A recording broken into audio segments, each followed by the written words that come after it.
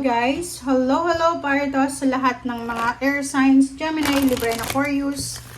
Air signs, alamin natin kung anong messages, vibration, gabay energy para sa lahat.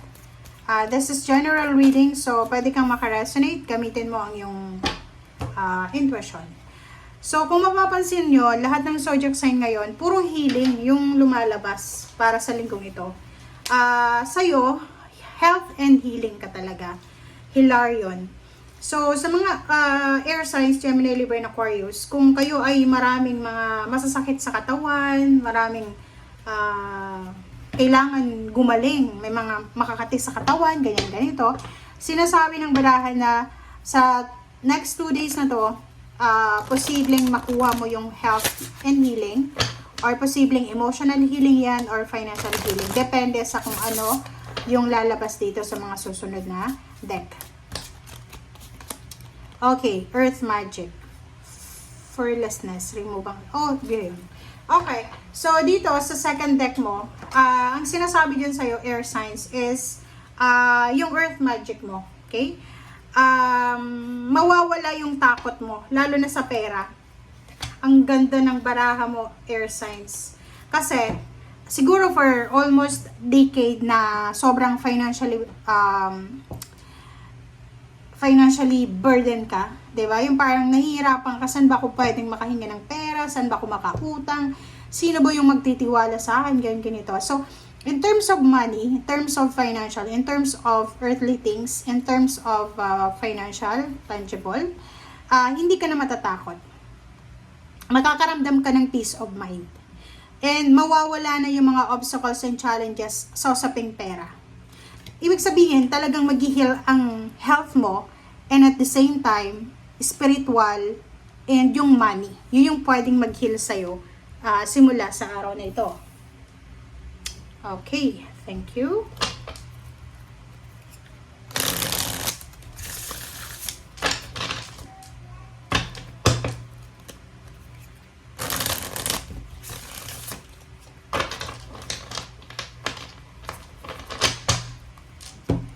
Okay, Earth signs, Gemini, Libra, and Aquarius. Wow, it's a magic. Diba? So, it's 5 of Swords, and then, Magician, sorry.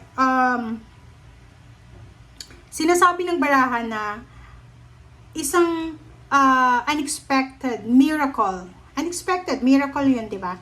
Unexpected miracle na almost na i-give up mo na sana siya eh, 'di ba? Pwedeng trabaho 'to, pwedeng negosyo, pwedeng tao. Pwedeng yung taong ito pinag-iisipan mong i-give up mo na siya. Pero out of the blue, siya pala yung makakatulong sa iyo lalo na sa problema mo sa pera. Ang galing niya.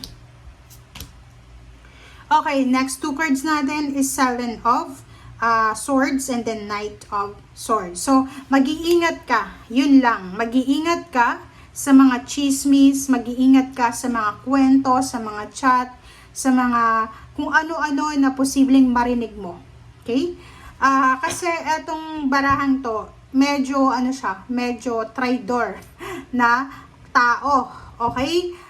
Pwedeng galing yan sa Cancer, mag-asawang Cancer siya. Mag-iingat kayo Mag-iingat kayo.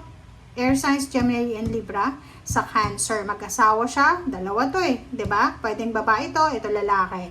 So mag-iingat kayo kasi posibleng maging hadlang sila sa buhay na gusto mo. Page of Pentacles, sinasabi ng baraha, 'di ba? Mag-iingat kayo sa taong ito dahil siya ang magiging hadlang para sa financial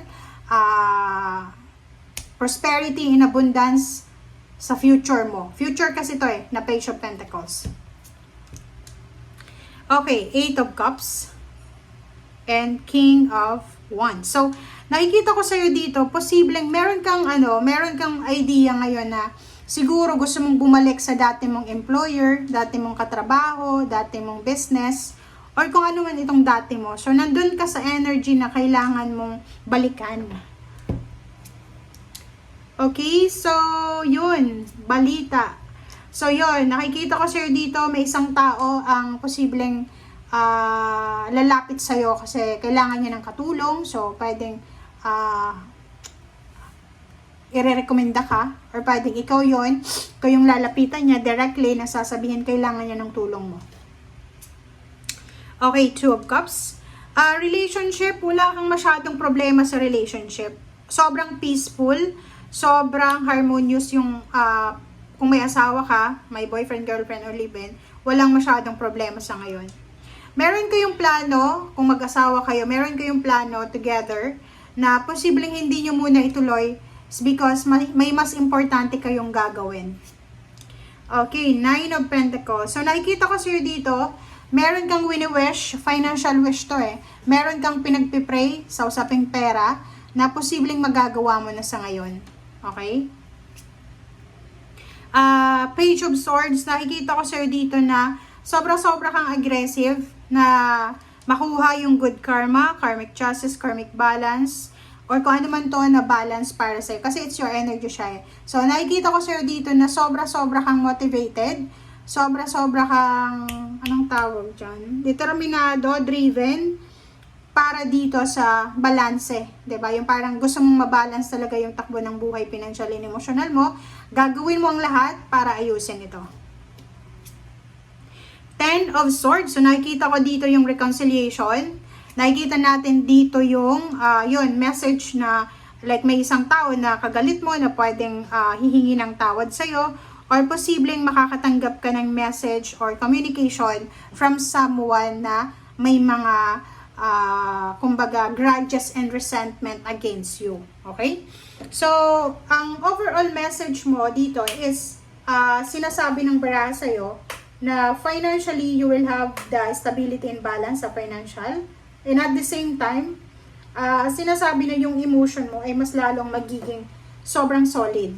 Okay? So, ibig sabihin yan, kung solid na yung relationship mo, yung family mo, mas magiging solid pa kayo. If halimbawa naman, yung pamilya mo ay panay-away, gulo, ganyan, ganito, maayos ito, okay? Maayos itong relationship na to, okay? So, nakikita ko rin sa'yo dito na puro pera siya.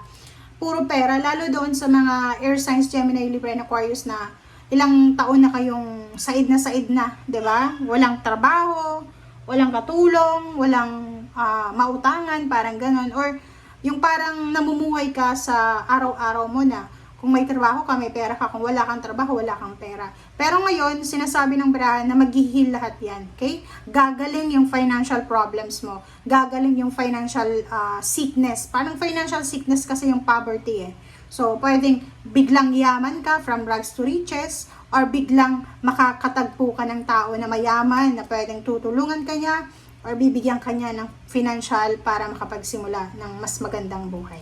Okay? Thank you guys. Bye!